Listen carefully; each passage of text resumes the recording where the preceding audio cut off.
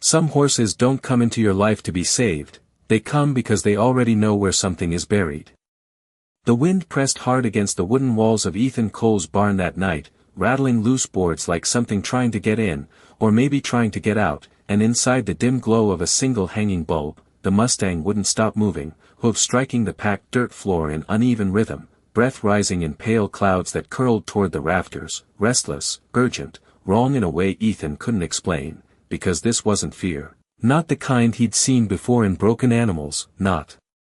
the kind that came from storms or hunger or long days without water. This was something else, something deliberate, as if the horse was trying to speak in the only language it had left, and Ethan stood just outside the stall, one hand resting on the rough wooden rail, watching, listening, feeling the weight of 7 days pressing down on his chest like a stone, 7 days before the bank would take the land, the house, the last piece of a life that had already been worn thin by too many quiet losses, and he told himself this was just another problem, just another mistake he couldn't afford, buying a half-starved Mustang at an auction no one else wanted, $10 he didn't have, traded for a creature that looked more like a memory than a future, and yet he couldn't look away, because every time the horse struck the ground, it wasn't random, it wasn't panic, it was the same spot, over and over again. A dull thud against the earth as if it knew something waited beneath it, something hidden deep enough that only instinct, or something stronger than instinct, could feel it, and the sound cut through the storm outside, through the wind and the distant roll of thunder, steady and stubborn, like a heartbeat that refused to fade, and Ethan stepped closer despite himself, boots crunching softly against the dirt, the smell of hay and dust thick in the air, the Mustang pausing just long enough to turn its head toward him, eyes catching the low light, not wild, not broken, but clear. In a way that made his chest tighten, as if whatever lived behind that gaze had already decided something he hadn't yet understood, and for a moment the barn fell quiet except for the wind pushing against the walls, and Ethan let out a slow breath, running a hand along the rail, telling himself he'd seen things before, strange behavior, animals reacting to weather, to pressure in the air, to sounds too distant for human ears, but this felt different, heavier, like the land itself was holding its breath, waiting for him to notice, waiting for him to do something, and when the horse lifted its front hoof again and brought it down against that same patch of ground, harder this time, a dull echo rising beneath the surface, not hollow exactly, but not right either. Ethan felt something shift deep inside him, a quiet thought he didn't trust yet, a possibility he wasn't ready to name, because hope had a way of turning on him when he needed it most, and still he couldn't stop watching, couldn't stop listening. As the storm circled overhead and the Mustang stood there in the flickering light, guarding that one small piece of earth like it was the only thing in the world that mattered. By the time the storm eased into a low, distant rumble, Ethan had not moved from the stall, his boots rooted to the same patch of ground the horse refused to abandon, and the air inside the barn felt heavier now, thick with the scent of damp wood and something older, something buried deeper than the dust that clung to every beam and nail, and when the Mustang finally stilled, lowering its head slightly, it did not step away. It simply stood over that spot as if its job had been done for the night, as if it had said enough, and Ethan swallowed, his throat dry despite the cool air, because the sound he had heard earlier lingered in his mind, that faint difference beneath the surface, not quite hollow, not quite solid, just enough to feel wrong, and he told himself again that land did strange things, that years of drought could shift the ground, leave pockets of air, loosen old roots, but the thought did not settle the way it should have. Instead it pressed harder, like a question, waiting too long for an answer, and he reached for the shovel leaning against the far wall. Without fully deciding to, his hand moving on instinct more than intention, the worn wooden handle smoothed beneath his palm from years of use, and when he stepped into the stall the horse did not flinch, did not back away, it only turned its head slightly to watch him, ears forward, alert, not afraid, as if this moment had already been expected, and Ethan paused just inches from that marked patch of dirt, looking down at it under the dim light, seeing nothing but packed earth, dry and stubborn. Like the rest of his land, the kind that had not given him anything in years, not crops, not relief, not even the courtesy of failure that came quickly, just a slow, grinding emptiness that wore a man down day by day, and he let out a quiet breath before pressing the shovel into the ground, the metal edge biting into the surface with a dull scrape, harder than it should have been, forcing him to lean his weight into it. And the sound that followed was enough to make him stop, not a clean slice through dirt, but a muted resistance, something beneath pushing back in a way that soil alone never did, and Ethan straightened slowly, his grip tightening on the handle as he glanced at the horse, half expecting it to move now, to lose interest, to reveal that this had all been nothing more than a restless animal reacting to a storm, but it did not move, it only watched him with that same steady gaze. And for a moment the world outside the barn seemed to disappear entirely, no wind, no thunder. Just the quiet space between a man and a truth he had not yet uncovered, and he drove the shovel down again, this time with more force, breaking through the top layer and lifting a small section of dirt free, the soil crumbling as it fell aside, and beneath it, just barely visible in the faint light, something caught his eye, a dull edge that did not belong to the earth, not stone, not root, but something shaped, something deliberate, and Ethan crouched lower, brushing the loose dirt aside with his hand, feeling the coolness of something solid beneath his fingers, something that had been waiting there long before he ever set foot on this land, and behind him, the mustang exhaled softly, a slow, steady breath that seemed to settle into the space between them like a quiet confirmation, not surprise, not excitement, just the calm presence of something that had always known this moment would come. The shape beneath Ethan's fingers did not belong to the land, and that was the first thing that unsettled him, more than the storm, more than the horse, more than the quiet certainty pressing into his chest, because this ground had been his for years, every acre of it walked, worked, endured, and yet here was something he had never known, something that had waited in silence beneath his feet while seasons came and went without mercy, and he brushed away more dirt slowly, carefully now, as if the earth itself might resist giving it up too quickly, revealing the edge of what looked like metal, worn and dulled by time, but still intact, still deliberate, a straight line where no straight line should have been, and Ethan leaned back slightly on his heels, breathing out through his nose, trying to steady the sudden rush of thoughts that came all at once, none of them fully formed, all of them pressing toward the same uneasy conclusion, that this was not random, that this had been placed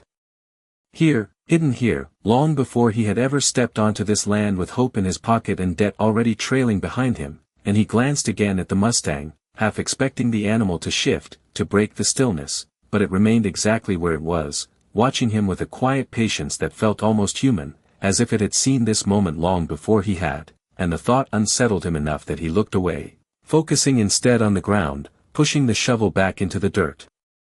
beside the metal edge, widening the space with slow, deliberate movements, each scrape revealing more of the object beneath, a corner now, then another, the outline beginning to form into something unmistakable, a box, not large, maybe 2 feet across, buried just deep enough to be forgotten but not lost entirely, and the realization settled into him with a weight that felt both heavy and sharp, because things like this did not just appear, not here, not on land that banks called worthless and neighbors called finished, and yet here it was, waiting, and he could feel his pulse in his hands now, steady but louder than before, as he set the shovel aside and knelt fully, brushing away the remaining dirt with both hands, uncovering the top of the box, the surface cold even through the thin layer of dust, and along its edge ran a seam, tight and sealed, with a small, rusted latch that had held for years without being touched, and Ethan hesitated, his fingers hovering just above it. Not from fear exactly, but from something deeper, a quiet awareness that whatever lay inside would change something, maybe everything, and he was not yet sure in which direction, because hope had a cost he had learned to measure carefully, and disappointment had a way of arriving faster than anything good ever did, and for a long moment he stayed there, crouched in the dim light of the barn, the wind outside reduced now to a distant whisper, the world holding still around him as if waiting for the same answer he was, and behind him the mustang shifted its weight just slightly, not stepping forward, not stepping back, just enough to remind him that he was not alone in this moment, that whatever had led him here was still standing a few feet away, watching without expectation, without urgency, and Ethan finally let out a slow breath, lowering his hand to the latch, feeling the rough edge of rust beneath his fingers, and with a careful motion he began to lift it, the faint sound of metal giving way breaking the silence in a way that felt louder than it should have, like the first crack in something long buried, something that had waited patiently for years, maybe longer, for someone willing to listen to a horse that refused to walk away. The latch gave with a dry, reluctant sound, the kind that came from years of silence being broken all at once, and Ethan froze for a brief second, his hand still resting against the metal as if the box itself might resist what came next, but nothing moved, nothing shifted except the slow rise and fall of the Mustang's breath behind him, steady and patient, and he swallowed before lifting the lid the rest of the way, the hinges creaking softly. As the top opened inch by inch, revealing darkness inside that slowly gave way to shapes as the dim barn light reached in, and what he saw first was not gold or anything that shined, but paper, thick stacks of it, bound tight with brittle bands that had long since lost their stretch, edges yellowed and curled with age, and beneath them, something heavier, something solid, wrapped in cloth that had once been white but now carried the color of years spent underground, and Ethan let out a quiet breath he did not realize he had been holding, his mind trying to catch up to what his eyes were seeing, because this was not junk, not something forgotten without reason, this had been hidden with care, with intention, and he reached in slowly, lifting the top stack of papers with both hands, feeling the weight of them, the dryness of the pages as they shifted slightly, and when he tilted them toward the light, faint lettering came into view, names, signatures, official markings stamped in faded ink that still held their shape despite the years, and Ethan frowned, leaning closer, trying to make sense of the words as they came into focus, deeds, survey maps, legal documents tied to land he did not recognize at first, parcels marked with measurements and boundaries drawn in careful lines, acres listed in numbers that stretched far beyond what he owned, and his chest tightened slightly as a thought began to form, still uncertain, still fragile, but impossible to ignore, and he set the papers gently aside on the barn floor before reaching for the cloth-wrapped object beneath them, his fingers brushing away loose dirt as he pulled it free, the weight of it surprising him as he lifted it into the light, unwrapping it slowly to reveal a metal case, smaller than the box but dense, its surface marked with a company emblem he had not seen in years, not since before the land around him had dried up and been written off as worthless, and he stared at it now, recognition flickering in his eyes as memory pushed its way forward, old stories told by men who had once believed this land held something beneath it, something worth chasing, until the wells ran dry and the companies packed up and left, leaving behind nothing but rusted equipment and broken promises, and yet here, in his hands, was proof that something had not been finished, not completely, and behind him the Mustang shifted again, stepping once in place before settling, as if the tension that had filled its body earlier had eased, and Ethan glanced back at it, his expression unreadable, because the question pressing into his mind now was not just what this meant, but how the animal had known, how it had stood over this exact spot as if guided by something unseen, something that had led it here with purpose, and he looked back down at the open box, at the documents, at the case, at the pieces of a story that had been buried beneath his feet all along, and for the first time in a long while, the weight in his chest shifted, not lifting entirely, but changing, turning into something sharper, something closer to possibility than fear. And he sat there in the quiet barn, the storm now gone, the air still, holding the evidence of a truth that had waited patiently for someone willing to listen to a horse that refused to forget.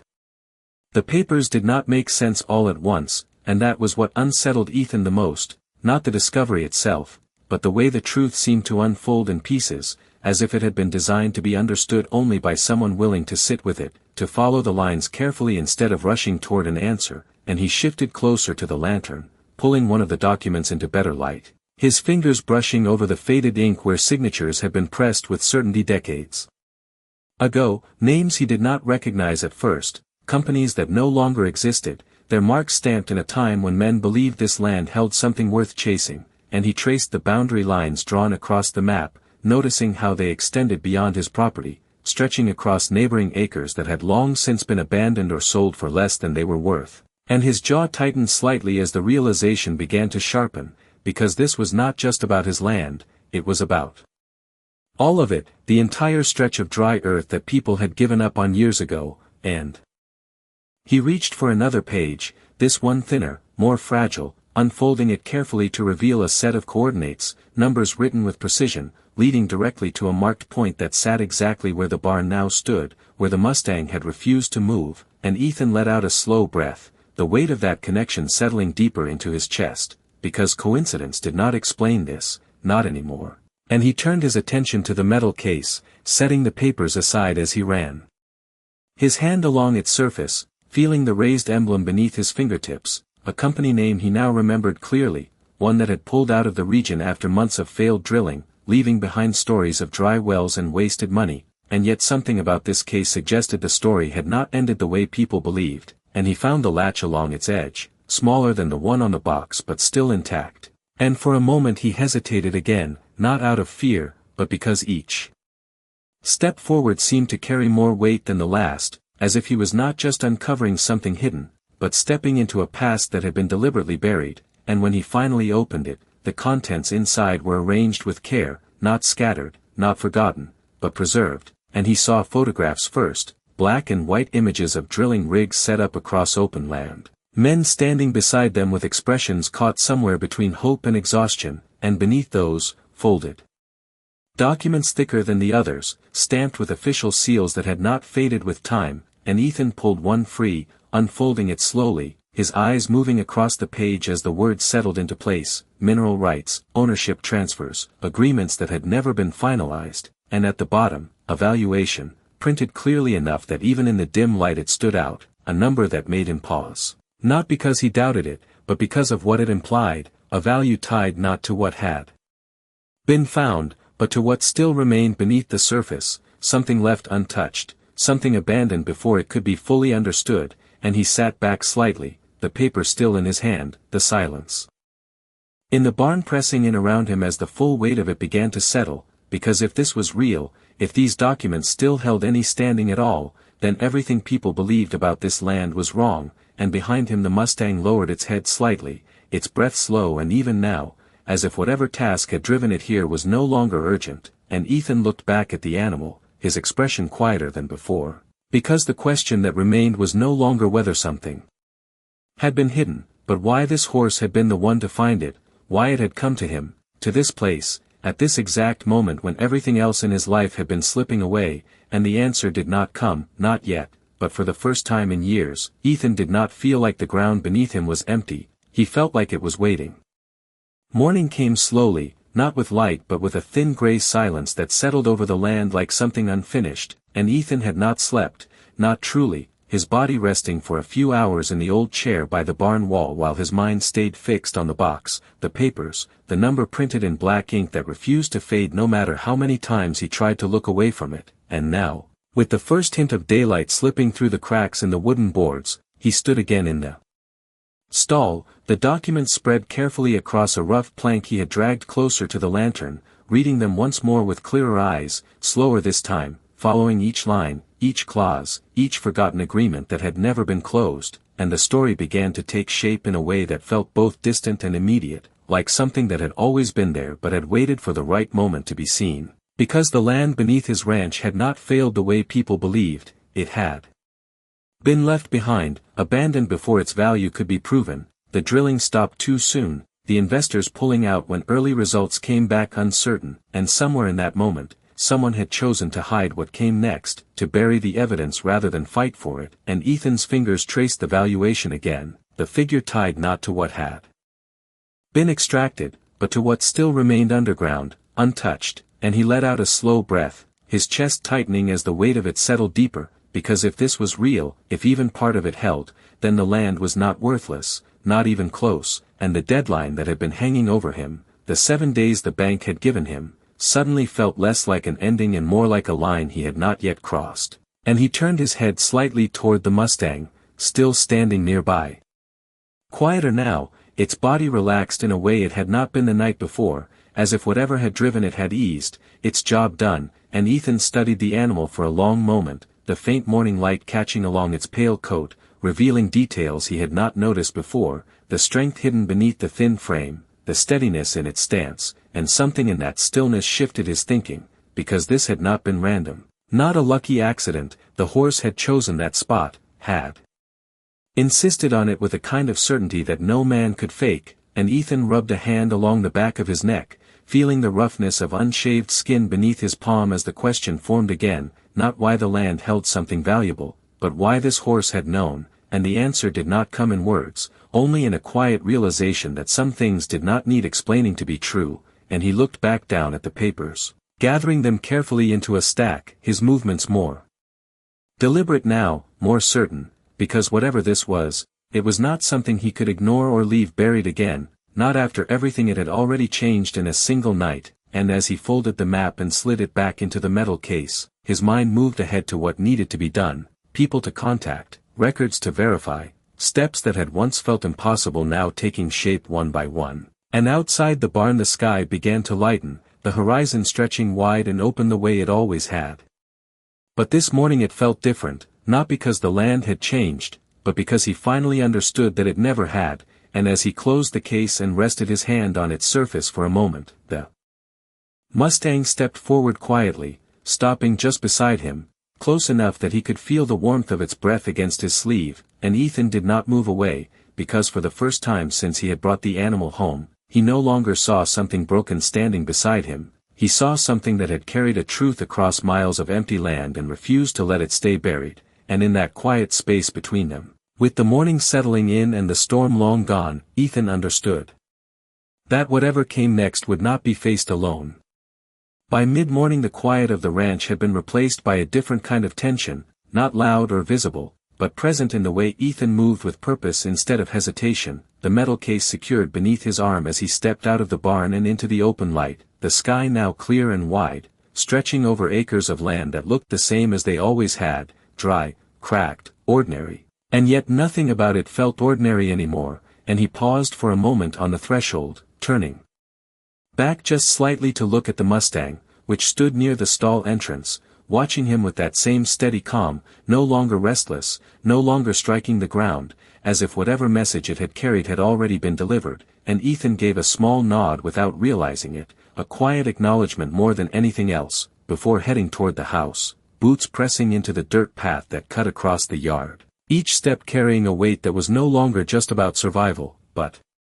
about proof, about turning something hidden into something undeniable. And inside the house the air still held the faint chill of the night, the kitchen table cluttered with unopened mail, overdue notices, reminders of a life that had been closing in on him piece by piece, and he set the case down carefully among them, the contrast sharp enough to make him pause, because for the first time, those papers no longer felt final, they felt temporary, and he reached for the old landline mounted on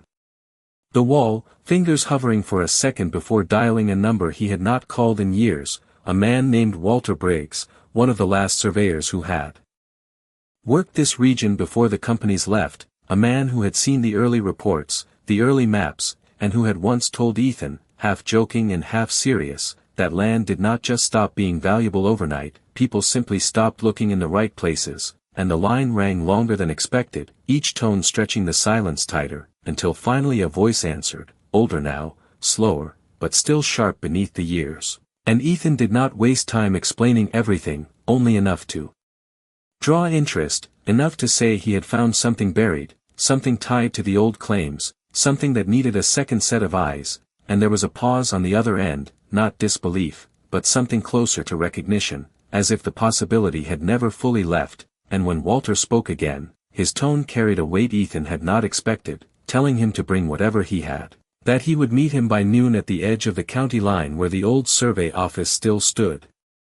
Abandoned but not forgotten, and when the call ended, Ethan stood there for a moment, the receiver still in his hand, listening to the quiet hum of the line as it went dead, and he set it back slowly, turning his attention once more to the case, opening it again to look at the documents, not to question them this time, but to confirm what he already felt, that this was real, that this was something that could not be ignored. And outside, through the open window, he could hear the faint sound of movement from the barn, the Mustang shifting, not restless, just present, and it grounded him in a way he could not explain, because this entire path, from the auction to the storm to the moment he had uncovered the box, had not been planned, had not been logical, and yet it had led him here with a precision that felt impossible to dismiss, and he closed the case once more, his grip firmer now, his movement steadier, because whatever came next would test everything, not just the truth of what he had found, but whether the world outside his land was willing to see it the same way, and as he stepped back out into the sunlight, the distance ahead no longer felt empty, it felt like something waiting to be proven, and for the first time in years, Ethan walked toward it without looking back. The road to the old survey office stretched long and quiet beneath Ethan's truck tires, a narrow ribbon of dust cutting through miles of land that looked just as abandoned as the stories people told about it, and as he drove, the metal case rested on the passenger seat beside him, steady and silent, yet carrying more weight than anything he had ever owned, and he found his eyes drifting toward it more than once, not out of doubt, but out of a growing awareness that whatever waited ahead would either confirm everything or take it all away again. And when the outline of the old building finally appeared on the horizon, it looked smaller than he remembered, weathered wood faded to gray, windows clouded by years of neglect, but the structure still stood, just like the truth it had once been built to measure, and Walter Briggs was already there, leaning against the hood of an older pickup, arms crossed, his posture unchanged despite the time that had passed, and when Ethan stepped out, the air carried a dry stillness that seemed to settle between them before a word was spoken, and Walter's eyes moved first to the case, then back to Ethan, not with skepticism, but with a quiet patience that came from a lifetime of seeing things others missed, and Ethan did not waste time explaining. He simply opened the case on the truck hood, laying out the documents carefully, one by one, the maps, the coordinates, the agreements that had never been completed, and Walter leaned in closer. His expression tightening slightly as he studied the pages, fingers brushing lightly over the lines as if reacquainting himself with something he had not expected to see again, and the silence stretched, not uncomfortable, but focused, until finally Walter exhaled slowly, straightening just enough to look at Ethan with a gaze that carried both surprise and something deeper, something closer to confirmation than doubt, and he nodded once, almost to himself, before speaking, explaining that the markings, the signatures, the layout of the claims all pointed to one thing, a site that had shown early signs of significant mineral presence before being shut down, not because it failed, but because it was buried under a legal dispute that had never been resolved, a dispute that caused the company to abandon the project rather than fight for it, leaving behind assets that were never properly transferred or closed, and Ethan listened without interrupting, the words settling into place alongside what he had already begun to understand, forming a clearer picture of something that had been left incomplete.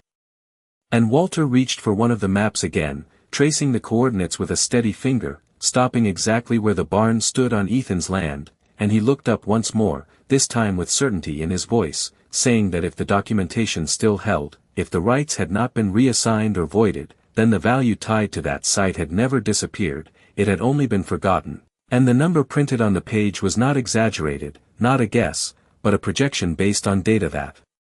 had never been fully explored. And for a moment the weight of those words seemed to settle into the ground itself, the dry earth stretching out around them suddenly holding something more than emptiness, and Ethan felt a quiet shift inside him, not the rush of excitement he might have expected, but a steady, grounding certainty that this was real, that the path he had followed had led him here for a reason. And as Walter carefully placed the documents back into the case, his movements